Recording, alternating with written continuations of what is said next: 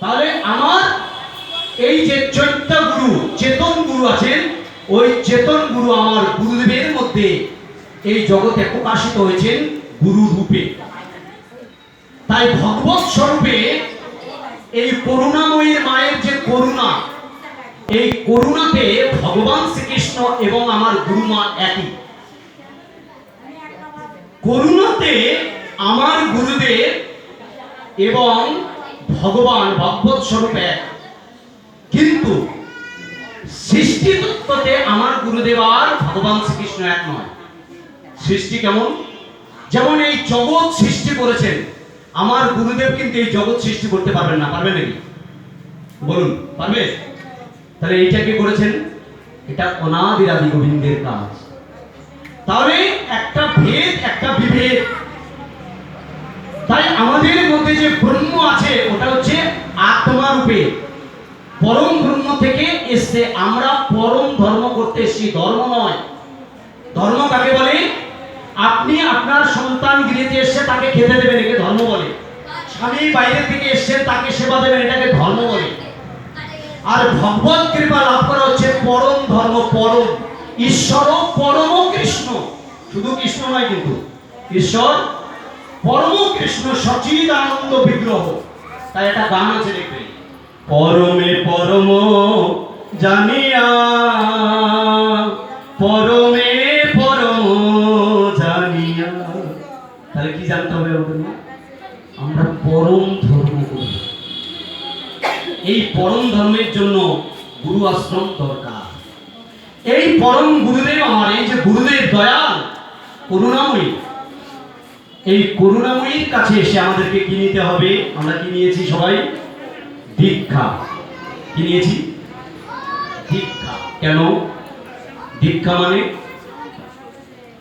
গুরুদেব যিনি বিধি আশ্রয় করে আমাদেরকে বীজ প্রদান করে তাকে দীক্ষা বলে। দীক্ষা মানে দিব্যতা, দীক্ষা মানে দর্শন, দীক্ষা মানে পরিবর্তন, দীক্ষা মানে নতুন জন্ম। আজকে যদি কোনো বাচ্চা দীক্ষা নিয়ে থাকে, তিনি আজকে নতুন জীবন জন্মগ্রহণ করলে। আমরা বাচ্চার জন্মগ্রহণ পালন করি কবে? যেদিন জন্ম হয়। কিন্তু মাতৃগর্ভে যেদিন পিতার বীর্য স্থান করেছিল, ওই দিনই সন্তানের জন্ম হয়ে গেছে। হয়েছে কি হয়নি? বলুন। ওই দিন হচ্ছে জন্ম হয় ওই সন্তানের।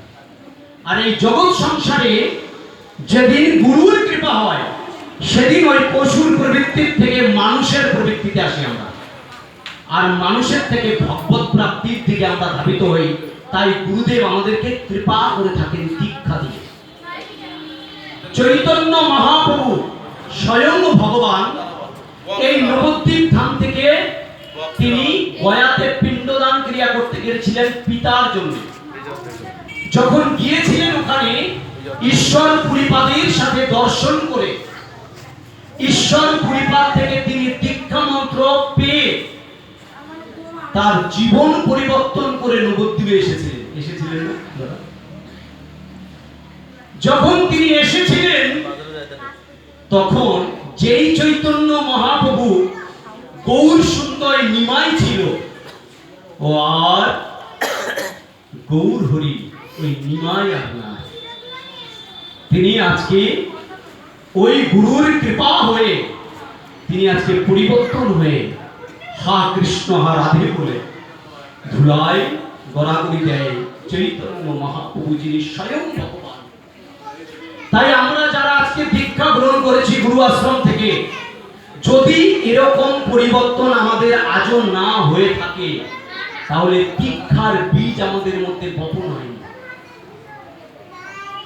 এই পরিবর্তন আমাদের মুখ দিয়ে যদি এখনো পর্যন্ত অকথ্য বাজে কথা বেরোয়, তাহলে আমাদের জীবন পরিবর্তন হয়নি।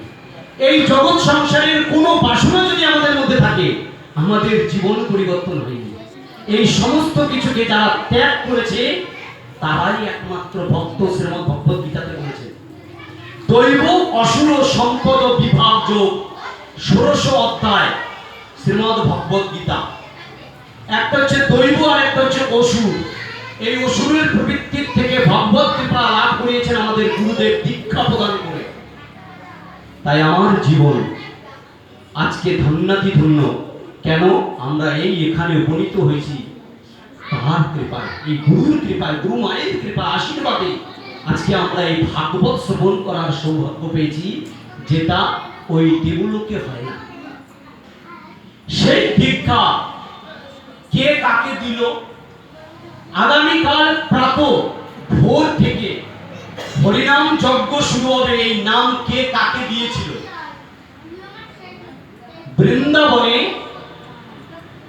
বৃন্দাবনে রাধারানীর দশম দশা। কোন দশা মা? দশম দশা। কটা দশা আছে? 10টা। তার শেষ দশাতে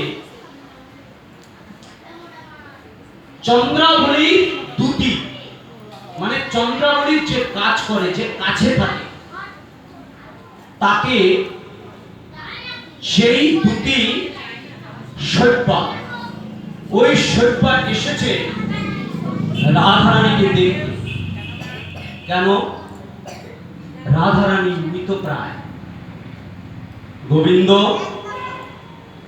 বৃন্দাবন ছেড়ে রাধারানী এবং গোপিকাগণকে বলে গেছেন, আমি খুব তাড়াতাড়ি একদিন পরেই আমি এখানে ফিরে আসব। কিন্তু যার প্রাণ গোবিন্দ, নরোত্তম ঠাকুর, তিনি তার প্রেম ভক্তি চন্দ্রিকাতে বলছেন, ধন মোর নিত্যানন্দ। ধন মানে সম্পদ। পতি মোর গৌরচন্দ্র, প্রাণ মোর যুগল কিশোর। এই নরোত্তম ঠাকুরের কাছে যদি প্রাণের মধ্যে রাধা গোবিন্দ না থাকে, উনি বাঁচবেন? বলুন। যার প্রাণ হচ্ছে রাধা গোবিন্দ, শ্রী গুরু রাঘবেন্দ্র বলো